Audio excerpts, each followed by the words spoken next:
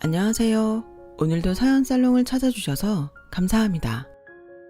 30대 후반 여성입니다. 이렇게 말씀드리면 어떻게 생각하실지 모르겠지만 정말 솔직히 고백하자면 전 부모와 자식 사이의 정이나 사랑 같은 말들이 어떤 감정인지를 잘 이해하지 못해요. 부모에 대한 기억이 없는 제게 그런 감정들은 마치 너무나도 풀기 어려운 시험 문제를 마주한 것 같은 느낌일 뿐이었죠. 굳이 한마디로 정의하자면 전 사실상 고아나 다름없는 사람이거든요. 어린 저와 막 걸음마를 시작한 여동생을 보육시설에 잠시 맡겨놓은 부모님이 그날 이후로 소식이 뚝 끊겨버렸다더라 하는 얘기 정도는 알고 있어요. 사업에 실패하고 큰 빚더미에 앉은 탓에 빚쟁이들을 피해 급히 도망가셔야 했다더라고요. 물론 그 이야기마저도 성인이 된 제가 보육원을 떠나던 날에 원장 선생님을 통해 들은 이야기에 불과할 따름이었고요. 이런 제 삶에도 그나마 다행인 점이 있었냐고 물으신다면 그렇다면 전 아마도 부모에 대한 기억이 전혀 없기에 왜 날 버렸어요? 하는 원망 또한 전혀 모르고 살아왔다는 것 정도를 대답할 수 있겠네요. 아, 그러고 보니 다행인 점이 하나 더 있어요. 부모의 정을 모르고 자란 제 삶이 끝없는 좌절의 수렁으로 빠져들지 않도록 늘 제 곁을 지켜준 사랑스러운 여동생이죠. 외로움과 쓸쓸함으로 점철된 보육원 생활 속에서 피를 나눈 동생이 곁에 있다는 것만으로도 어찌나 든든하던지 저희는 어린 시절부터 아주 자연스럽게 부모의 빈자리를 서로 채워주며 무척이나 우애 좋은 자매로 자랐어요. 전 동생이 언제든 기댈 수 있도록 세상 유일하게 마음 비빌 언덕이 되어주기 위해 참 열심히도 살아왔고요. 대학교에 진학하는 대신 취업을 선택한 저는 공부를 좋아하는 동생을 위해 억척스럽게 벌어 학원을 보내주었어요. 그 와중에 한 푼 두 푼 아껴 부은 적금을 깨서 저희 두 식구만의 첫 월세 보금자리를 마련하던 날 둘이 얼싸안고 밤새 펑펑 눈물을 쏟아냈죠. 또 동생이 명문대 합격증을 받아오던 날에는 세상 만사 제쳐두고 등록금부터 치르며 또 한 번 감동의 눈물을 흘렸고요. 어쩌면 그때 이미 전 제 동생을 마치 자식처럼 생각하고 있었는지도 몰라요. 아니, 분명 그랬어요. 그때나 지금이나 동생은 제겐 세상 하나뿐인 자매이자 업어 키운 딸이었어요. 동생도 절 엄마 대신으로 생각했던지 대학교에 첫 등록하면서 제 가슴에 카네이션을 하나 달아주더라고요. 웬 카네이션이야? 그냥 감사의 의미로다가 언닌 나한테 참 많은 걸 해줬는데 생각해보니까 난 언니한테 해준 게 별로 없더라고. 그래서 이참에 마음도 표현할 겸 해서. 해준 게 없기는 기 안 죽고 씩씩하게 잘 자라준 것만으로도 언닌 고마워. 치, 그냥 한번 받아주면 안 돼? 솔직히 나 엇나가려면 얼마든지 엇나갈 수 있었어. 그걸 잡아준 사람이 바로 언니였고 언니가 옆에서 소나무처럼 든든한 그늘을 드리워주는데 내가 함부로 엇나갈 수가 없더라. 오히려 언니를 봐서라도 공부 열심히 해서 훌륭한 사람 돼야겠다는 생각뿐이었지. 기특하다 우리 지혜. 누굴 닮아서 생각부터가 이렇게 예쁠까?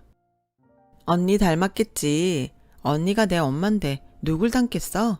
암튼 조금만 더 고생해. 내가 꼭 성공해서 언니한테 받은 10배로 갚아준다. 꼭. 평생을 두고두고 효도할 테니까 기대해도 좋아. 씩씩하게 웃는 동생을 보며 그제서야 아주 조금은 이해할 수 있겠더라고요. 부모에 대한 정과 사랑이 어떤 감정인지는 여전히 쉽게 풀어낼 수 없는 난제에 불과할 뿐이었지만 적어도 이거 하나만큼은 분명하게 느낄 수 있었어요. 아, 자식을 향한 부모의 마음이라는 게 어쩌면 바로 이런 거겠구나. 그 마음을 확 느껴버리고 나니까 도무지 가만히 있을 수가 없더라고요. 명색이 언니이자 엄마 대신인 만큼 조금이라도 더 멋들어진 자랑스러운 가족이 되고 싶어졌거든요. 마침 전 사회 초년생 시절부터 쭉 일해오던 직장이 폐업하는 바람에 선택의 기로에 서 있던 상황이었어요. 이대로 재취업을 하느냐 아니면 꿈을 향한 도전이냐 하는 갈림길이었죠. 그 갈림길에서 전 망설임 없이 꿈에 도전하기로 결정했는데요. 피는 물보다 진한 모양인지 아니 글쎄 동생도 저와 같은 꿈을 꾸고 있었다지 뭐예요. 어릴 적부터 경영학과 노래를 부르고 다닐 때 알아봤어야 하는 건데 아무튼 지금의 저희 자매의 생업인 인터넷 쇼핑몰 사업은 바로 그렇게 시작되었어요. 이후로 한동안은 엄청 분주한 시간이 흘러갔어요. 별도로 사무실을 마련할 형편이 되지 않았던 탓에 살고 있던 월세방에 집주인의 동의를 얻어 사무실을 차렸고 은행에서 겨우겨우 받은 대출로 사업 자금을 댔죠. 참 다행스럽게도 인터넷 쇼핑몰은 저희 자매에게 아주 안성맞춤인 직업이었어요. 저는 고객 상담 쪽에 재주가 있었고 당시까지만 해도 경영학과 대학생이었던 동생은 사업 수완이 아주 탁월했죠. 덕분에 인터넷 쇼핑몰은 하루가 다르게 성장해 갔어요. 금세 오피스텔로 사무실을 이전하고 살고 있던 집도 훨씬 넓은 전세로 옮길 정도로요. 그렇게 가슴 벅찬 분주함 속에서 맞이한 제 나이 30 중반. 대학을 졸업한 동생도 막 30이 되었을 무렵 신축 아파트 집주인이 된 저희 자매는 어느덧 성공한 사업가 반열에 올랐는데요. 어느샌가 동생이 훌쩍 어른이 되어 있더라고요. 그걸 깨달은 순간은 며칠 밤낮을 고민으로 끙끙 앓는 기색이 역력하던 동생이 넌지시 이야기를 털어놓던 날이었어요. 언니, 나 걱정이 있는데 요 며칠 그래 보이더라. 안 좋은 일이야? 그게 있잖아 언니. 나 프로포즈 받았다? 그게 왜 걱정일까? 좋은 일이잖아. 혹시 연애하기로는 좋지만 결혼까지는 아니다 싶은 남자니? 아니, 좋은 남자야. 언니 다음 두 번째로 기대도 괜찮겠다는 생각을 하게 해준 사람이고 만약 언니가 아닌 다른 사람과 평생을 함께해야 한다면 그건 이 남자겠구나 싶은 사람이기도 해. 그래서 언니가 걱정이고. 응? 나야 결혼해서 새 살림 차리고 나가 살면 그만이라지만 그렇게 되면 언니는 당분간 혼자 살게 되잖아. 혼자 지내기엔 새로 이사온 아파트도 너무 넓고. 솔직히 좀 놀랐어요. 천년만년 어린 동생일 것만 같았던 동생이 어느덧 홍기가 차서 새 가정을 꾸리게 되었다는 사실도 물론 놀라웠지만 동생이 자신이 비우고 떠날 자리를 걱정할 만큼 속 깊은 어른이 되어 있다는 사실은 더더욱이 놀라운 일이었죠. 그러는 한편으로 살짝 아쉬운 마음도 들었어요. 애지중지 키운 딸 자식 시집 보내는 엄마 마음이라고나 할까요? 지혜야, 지금 언니 기분이 어떤지 아니? 알아. 서운할 거잖아. 그래 맞아. 서운한 마음도 있어. 우린 다른 자매들보다 훨씬 각별한 사이였으니까 나한테 넌 딸 같은 동생이고 지혜한테 난 엄마 같은 언니니까. 하지만 서운함보다는 기쁜 마음이 훨씬 더 커. 이 세상에 언니만큼이나 우리 지혜를 사랑해줄 사람이 하나 더 있다는 게 너무 감사하고 든든해. 그래도 언니, 사람은 때가 되면 새 가정을 꾸리게 되는 법이야. 한 가정의 형제이자 자식에서 또 다른 가정의 부인이 되고 마침내는 엄마가 되고 아주 자연스러운 과정이잖니. 응? 그 남자 사랑하니? 그럼 됐어. 언니 걱정은 이제 그만하고 너의 삶을 찾아가. 진심으로 축복할게. 마침내 동생은 부부로서의 새 삶을 위한 준비를 해나가기 시작했고 저는 동생이 행여라도 부모 없는 결혼식에 기죽지 않도록 신부 수업부터 시작해 물심양면으로 최선을 다해 도왔어요. 다행스럽게도 동생의 대학교 동창이 작은 웨딩 사업을 하고 있어서 결혼식 비용도 많이 절감할 수 있었죠. 또 다행이다 싶었던 건 외동아들 예비 제부와 홀어머니 사돈댁이 비록 금전적으로는 가난할지언정 마음까지 가난에 쩌든 사람들은 아닌 것처럼 보였다는 점이었어요. 예비 제부의 사람 됨됨이도 싹싹하니 참 반듯했고 어려운 환경 속에서도 예비 제부를 국내 굴지의 대기업까지 입사시킨 사돈들이 참 대단하다 싶기도 했고요. 그래서 그때까지만 해도 제 생각은 동생이 남자 하나 참 잘 골랐다 이었거든요. 하지만 결혼 준비가 마무리에 접어들던 어느 날 갑작스런 이상 징조가 보이기 시작했어요. 동생과 동반한 자리에는 소박한 결혼식 운운에 대던 예비 사돈댁이 동생 몰래 불쑥 저를 찾아와서는 덜컥 이러더라고요. 이건 해도 해도 너무한 거 아닌가? 너무하다뇨? 갑자기 무슨 말씀이신지. 아무리 내 입으로 소박한 결혼식을 하자고 했기로써니 예물에 예단에 혼수까지 뭐 하나 마음에 드는 구석이 있어야지. 그게 불만이셨으면 언지를 주시지 그러셨어요. 예약금까지 다 걸어놓은 상황에서 갑자기 이러시면 저희가 난처하잖아요. 하여간에 요즘 것들은 경우가 없어가지고서는 그걸 꼭 말로 설명해야 알아먹나?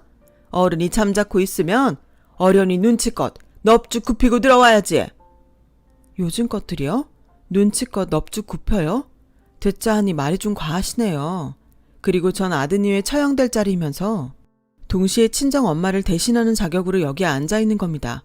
말씀 높이시는 게 당연한 예의죠.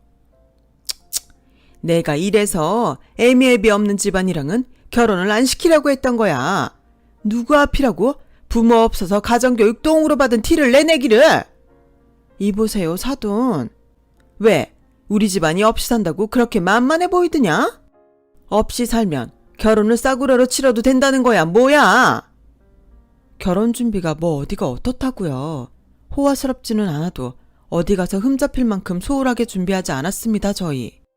그리고 신혼집도 동생 주택청약 당첨된 신축 아파트에 잔금까지 전부 동생 돈으로 치를 예정이라던데 이 정도면 할 만큼 했지. 여기서 뭘 더 바란다고 이러세요. 예단이니 예물이니 명품으로 줄줄이 해다 바칠까요? 그래, 너 말 잘했다. 우린 가진 게 없어서 신혼집에 한 푼 보태줄 수가 없어. 근데 너흰 사업가잖니? 듣자 하니 꽤나 성공한 사업가라더만. 그 정도면 동생 시애미 될 나한테 벤츠도 한 대 떡하니 뽑아주고 나 노후에 월세 받아가면서 편히 살 수 있도록 가정집 딸린 원룸 건물도 한 채 해주고 당연히 그래야 하는 거 아니냐는 소리지 내 말은. 저희 사업이 아직 벤츠 뽑아드리고 원룸 건물 사드리고 할 만큼은 아니고요. 만약 그렇다 쳐도 그건 너무 심한 요구죠. 저랑 동생한테 모기처럼 빨대 꽂을 작정 아니고서야. 왜? 그까지 빨대 좀 꼽으면 안 된다든? 모기질 좀 하면 어떠니? 너희들 부자라며? 사람이 어쩜 이렇게 뻔뻔할 수가 있을까요? 제정신이 아닌 게 확실해 보였어요. 그러지 않고서야 당사자 면전에다 대고 어떻게 그런 말을 할 수가 있겠냐고요. 그것만으로도 복장이 뒤집어질 일인데 이어지는 사돈댁의 말은 훨씬 더 가관이었어요. 명심해. 그깟 돈 좀 많다고 해봤자 천의 고아 신세라는 건 변하지 않는 법이야. 애미애비도 없이 큰 고아년이 시집을 오려면 그만한 대가를 치러야만 하는 거고 세상에 천의 고아 며느리를 공짜로 받아주는 결혼은 없어. 대기업 다니는 우리 아들 아까워서라도 난 그런 결혼 못 시키겠다. 끝까지 반말이시네. 됐고 이거 하나는 똑똑히 알아두세요. 부모님이 안 계신 건 맞지만 제 동생 어디 가서 천의 고아라며 업신여김 당하도록 키우지 않았습니다. 그래서 기어이 한 푼도 못 내주겠다? 생각 정리한 뒤에 제 쪽에서 먼저 연락드리죠. 오늘은 이만 일어섭니다. 당장의 결혼을 파투 놓고 싶은 심정이야 당연히 굴뚝 같았죠. 하지만 일단 한번 참아야만 했어요. 다른 결혼도 아닌 딸처럼 키워온 동생의 결혼이잖아요.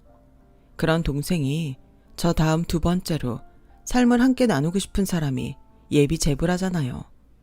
내 식구 눈에서 눈물 나는 꼴 못 보는 게 부모 마음이자 언니 마음이니까요. 그래서 어떻게 했냐고요? 당장 예비 제부가 근무하고 있다는 대기업 근처로 찾아갔어요. 사돈댁에 만행을 알리고 중간에서 중재를 하던 단속을 하던 해달라고 부탁할 요량으로요. 그런데 그 부모의 그 자식이라는 말은 사실이었던 모양이죠. 어쩐 일인지 대기업 사옥과는 아주 멀고 멀리 자리한 곳으로 약속 장소를 변경한 예비 제부가 심지어 약속 시간보다 한참이나 늦게 나타나서야 대뜸한다는 짓거리가 글쎄 혼수 예단 예물 합쳐서 1억이 넘어가는 명품 견적서와 사돈댁 앞으로 선물할 벤츠 계약서를 버젓이 내미는 것이었어요. 제부, 이게 지금 무슨 짓인가요? 엄마랑 얘기 끝났다면서요. 지금 견적서대로 진행하시죠. 제부까지 이런 식으로 나오겠다는 건가요? 야속하게 들리겠지만 결혼은 현실이니까요. 뭐 제 입장에서도 그닥 꿀릴 거 없는 결혼이기도 하고요. 대기업 신랑감이 요즘 얼마나 귀한데 굳이 고아인 진아 아니어도 나 좋다는 여자 세고 셌어요. 너무 기가 막힌 나머지 제가 차마 대꾸조차 하지 못하는 사이 예비제부는 뻔뻔하게 말을 이어갔어요. 그리고 기왕지사 결혼준비 새로 시작하게 된 거 견적서 금액만큼 현찰로 주시면 예약이다 뭐다 번거로운 잔일들은 제가 다 알아서 하겠습니다. 처형도 동생 결혼보다 쇼핑몰 일에 집중하셔야죠. 어차피 우리 결혼하면 그 회사 절반은 제 것이 될 테니까 그 전에 쇼핑몰 조금이라도 더 번창시켜 놓으시라고요. 제 말 이해하셨죠? 무슨 말 같지도 않은 억소리 나는 혼수 견적서 내미는 것도 모자라서 뭐? 결혼하면 회사 절반이 내 거라고? 당신들 진짜로 나랑 내 동생한테 모기처럼 빨대 꽂을 작정이야? 뭐야? 행동 조심하시죠, 처형. 자꾸 그렇게 거만하게 굴다가는 이 결혼 확 물러버리는 수가 있으니까는.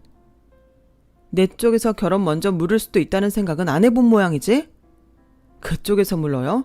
고아 주제에 나 같은 대기업 직원이랑 언제 또 살을 섞어보겠다고? 허울 좋은 대기업? 그래봤자 넌 인간 쓰레기일 뿐이야. 잘 생각해요, 처형.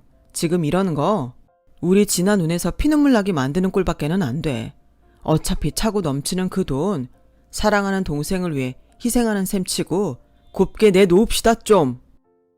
웃기는 소리 하지 마. 돈 보고 결혼하겠다는 속셈 뻔히 보이는 당신들 그 추악한 소굴로 내가 우리 진아 밀어 넣을 것 같아? 천만의 말씀 만만의 콩떡이지. 내 동생 구하기 위해서라도 이 결혼 여기서 끝이야. 더는 대화를 나눌 가치조차 없다고 생각한 전 그 말을 끝으로 자리를 박차고 뛰쳐나와 버렸어요. 집으로 돌아오는 내내 동생을 가지고 논 것에 대한 안갚음을 어떤 식으로 해야 할까 하는 고민이 끊이지를 않았고 내가 사랑한 남자가 사실은 개차반이었다는 말을 대체 어떻게 전하면 동생의 충격이 조금이라도 적을까 하는 고민 또한 떠나질 않았어요. 그런데 이게 웬걸? 집에 돌아와 보니 동생이 펑펑 울고 있더라고요. 전 조마조마한 심정으로 거의 반나절을 애만 태웠고 간신히 울음을 멈춘 동생이 꺼낸 얘기는 충격 그 자체였어요. 내 대학교 동기 기억하지? 웨딩 사업 작게 하는. 그럼 기억하지. 덕분에 결혼식 비용도 많이 절감할 수 있었고 나랑 오며 가며 얼굴도 많이 마주친 사이잖아. 그치. 암튼 낮에 청첩장 관련해서 걔를 만나고 왔거든? 근데 걔가 하는 말이 신랑 측 하객들 주소가 이상하다는 거야. 정확히 어떻게? 응? 주소가 자꾸 눈에 익어서 확인해 보니까 주소가 전부 전문 하객 아르바이트 하는 사람들 집이더라고. 순간 눈앞이 아찔해졌어요. 하지만 동생을 위해서라도 냉정해져야만 했어요. 친구가 그건 어떻게 알았대? 개인정보보호법이다 뭐다 해서 기존 고객들 정보 함부로 열어볼 수도 없는 거잖아. 걔네 회사에서 하객 아르바이트 프로그램도 직접 관리하고 운영한대. 왜 재혼이라든지 하는 사람들 결혼식 보면 하객들 채우기가 만만치 않은 경우가 종종 있잖아. 원래는 그런 분들 위한 좋은 프로그램이었는데 이런 식으로 악용하는 사람이 있을 줄은 몰랐다네. 악용하는 사람이 내 신랑감일 줄은 정말 몰랐고. 충분히 있을 수 있는 일이라는 생각이 들었어요. 썰렁한 결혼식을 치르지 않기 위한 하객 아르바이트 얘기는 저도 종종 들어왔거든요. 하객 아르바이트로 나섰던 사람이 쓸쓸한 결혼식을 치르는 신랑 신부의 딱한 사정을 듣고는 진짜 친구처럼 진심 어린 축복을 해주고는 알바비마저 축의금으로 남기고 돌아왔다는 그런 사연도 어디선가 들었던 기억이 나고요. 동생 친구네 회사가 그런 프로그램을 관리하고 운영한다면 전문 하객 아르바이트 분들의 주소지야 매번 똑같을 테니 눈에 익지 않을 수가 없는 노릇일 테고요. 더군다나 제 상황은 사돈댁 그리고 예비 제부가 얼마나 개차반인지를 직접 겪은 뒤였잖아요. 상황이 이러니 신랑 측 하객들이 가짜라는 건 명실상부한 진실로 받아들여질 수밖에요. 아무튼 전 동생의 이야기를 전부 듣고 나서야 사돈댁과 제부가 돈을 노리고 결혼을 하는 것 같다는 말을 고백하듯 털어놓았어요. 그리고 그제서야 한 가지 의문이 들더라고요. 근데 있잖아. 가만히 생각해보면 예비 제부가 좀 이상했어. 아까 낮에 내가 불러냈을 때 회사 근처가 아니라 왜 아주 멀리 떨어진 곳으로 굳이 약속 장소를 바꾸자고 했을까? 세상 바쁘기로 소문난 대기업 직원이 근무 시간에 회사 멀리까지 마음껏 나다닐 수가 없을 텐데. 아주 멀리 떨어진 곳이 어디였는데? 상도동. 사무실이랑은 지하철로 왕복 1시간도 더 걸리는 동네. 왜? 뭐 집히는 거라도 있어? 거기 시댁 있는 동네잖아. 동생의 그 말을 듣는 순간 아차 싶더라고요. 또 그 순간 제 내리에 한 가지 생각이 번쩍 들었어요. 어쩌면 예비 제부가 대기업에 다닌다는 얘기마저 거짓말일 수도 있겠구나. 상도동 자기 집에서 뒹굴거리다가 급히 나왔을지도 모르겠구나. 이때까지만 해도 단순한 추측에 불과한 일이었는데요. 불안감을 떨칠 수 없었던 저와 동생은 곧장 길을 나섰고 예비 제부를 만났던 약속 장소 근처를 한참이나 배회한 끝에 두 눈으로 직접 확인할 수 있었어요. 대기업 직원이라던 예비 제부가 편의점 아르바이트를 하고 있는 모습을 말이죠. 그 모습을 몰래 숨죽여 지켜보던 저희는 아무 말 없이 돌아섰지만 그때 이미 생각은 완전히 정리가 끝난 상태였어요. 소박한 결혼 운운하던 사돈댁과 예비 제부가 동생 몰래 저를 찾아와서는 갑자기 거액의 결혼 비용을 요구했어요. 그것도 예약이니 뭐니 잔일들을 제부가 직접 처리하겠다면서 몽땅 현금으로요. 그 상황에 신랑 측 하객 청첩장 주소가 사실은 전문 하객 아르바이트 주소였다는 사실이 밝혀졌고요. 대기업 직원이라던 예비 제부가 편의점 아르바이트를 하는 현장까지 잡아냈죠. 그렇다면 이 결혼은 대체 뭐였을까요? 의심의 여지조차 없는 사기 결혼이었죠. 비로소 모든 사실을 알게 된 저는 충격이 너무 컸던 나머지 며칠 몸살을 앓았어요. 열이 펄펄 끓으면서도 동생이 받을 상처가 너무나 걱정이었죠. 그런데 지금 다시 돌아봐도 제가 동생을 참 잘 키웠다 싶더라고요. 동생은 무척 의연했고 굉장히 어른스러웠어요. 언니야, 응?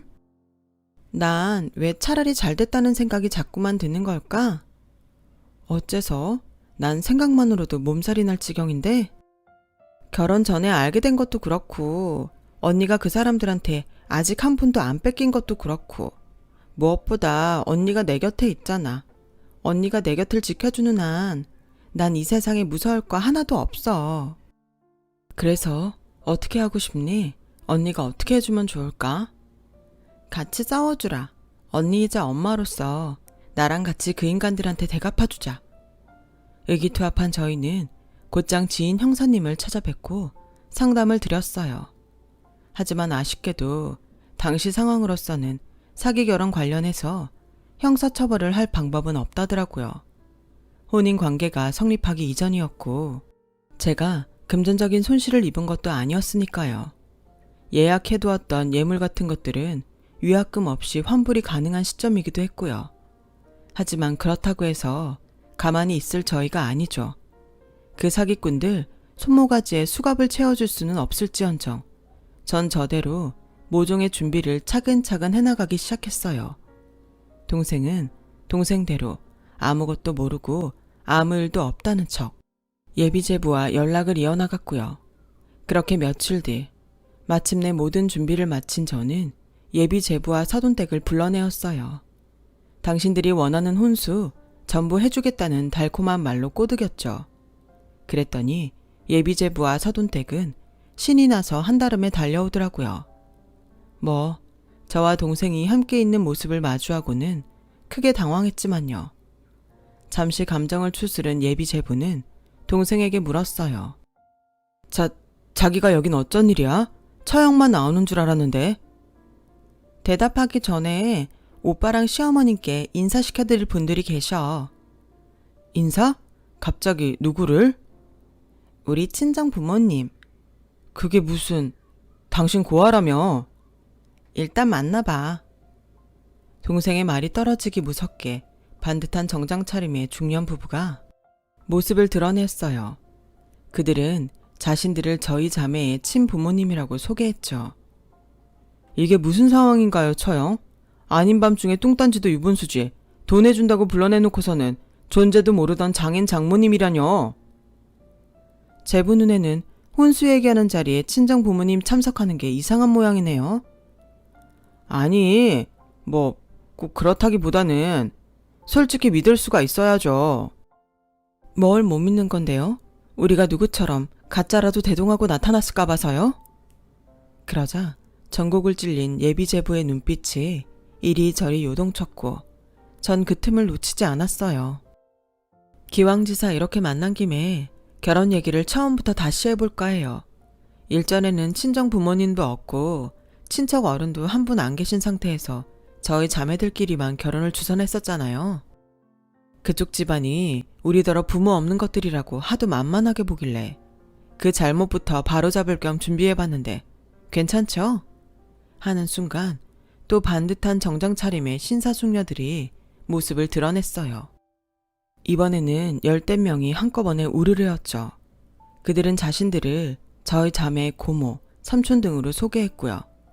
이에 예비사돈댁은 넋을 반쯤 잃어버릴 지경으로 당황했지만 그 와중에도 예비제부는 뻔뻔한 태도를 유지하더라고요. 아, 이제 보니까 이 사람들 전부 용역 깡패들인가 보네. 그깟 돈 몇 푼 더 얹어주기 싫어서 대단한 준비를 하셨어 아주. 왜?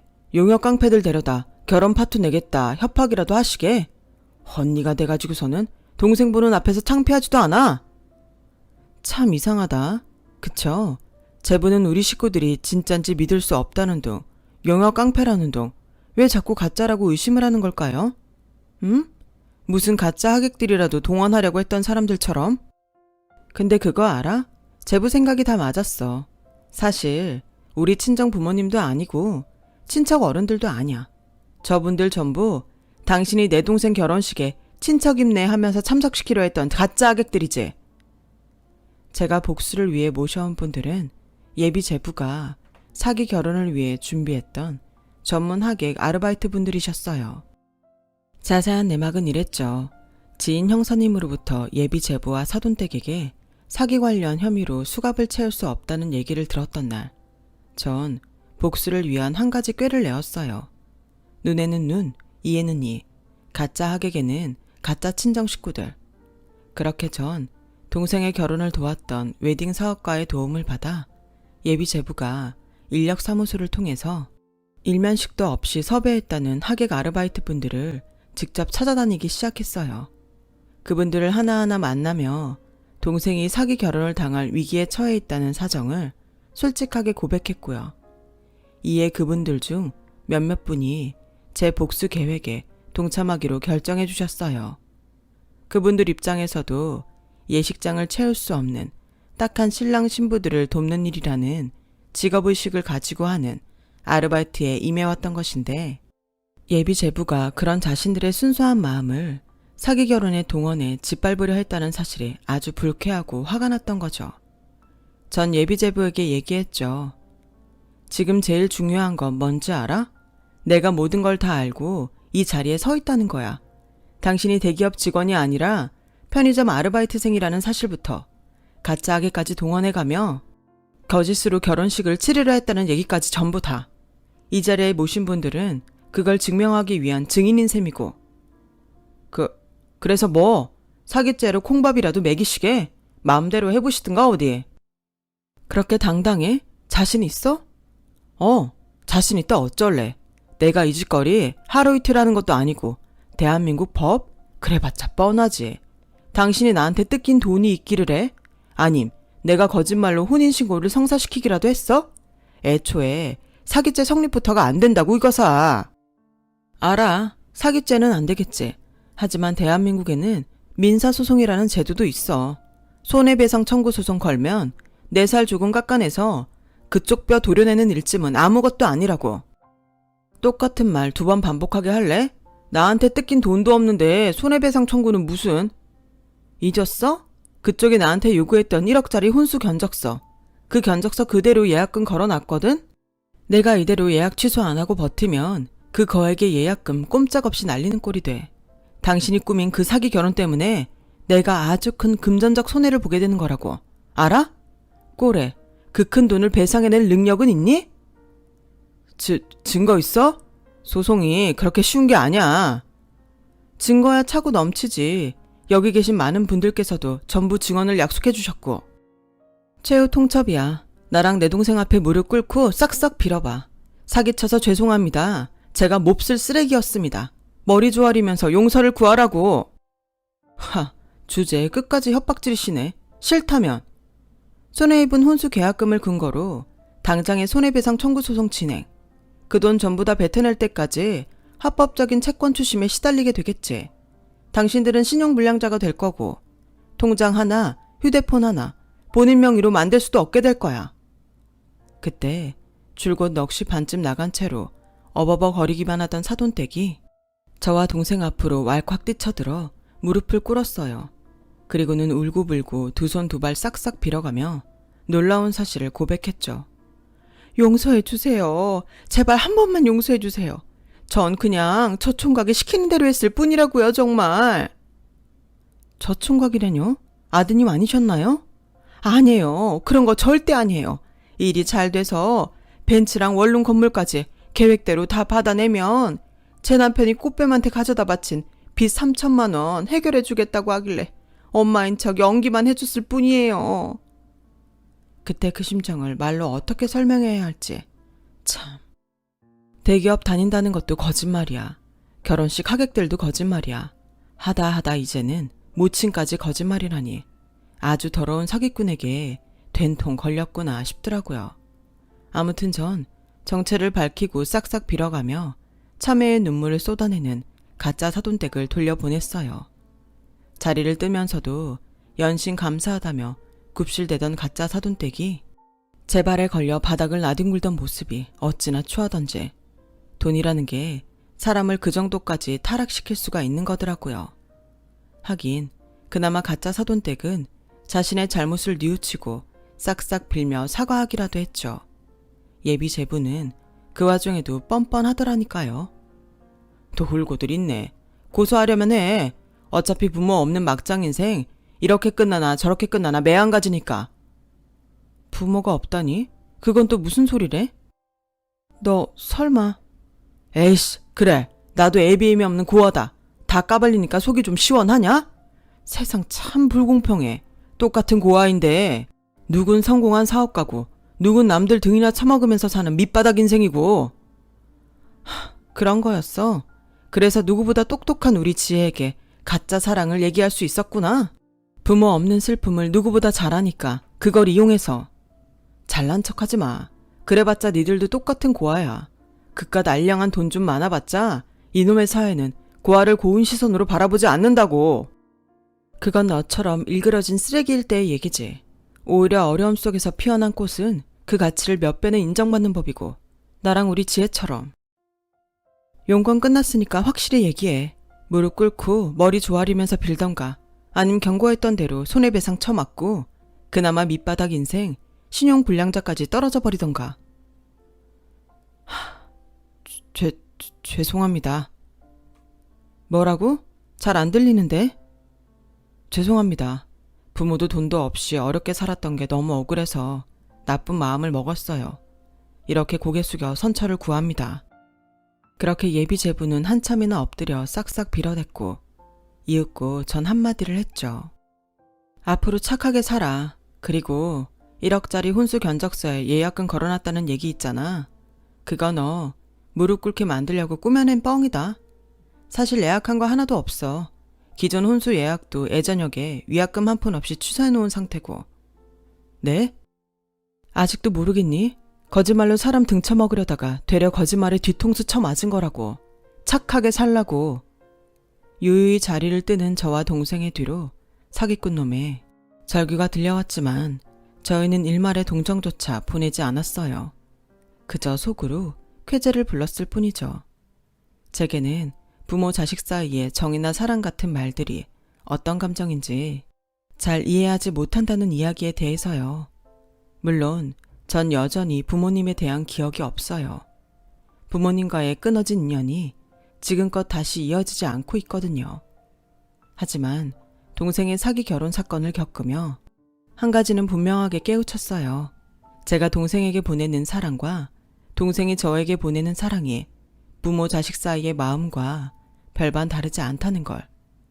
그래서 저희 자매는 부모의 빈자리가 전혀 허전하거나 슬프지 않답니다. 긴 이야기 들어주셔서 고맙습니다.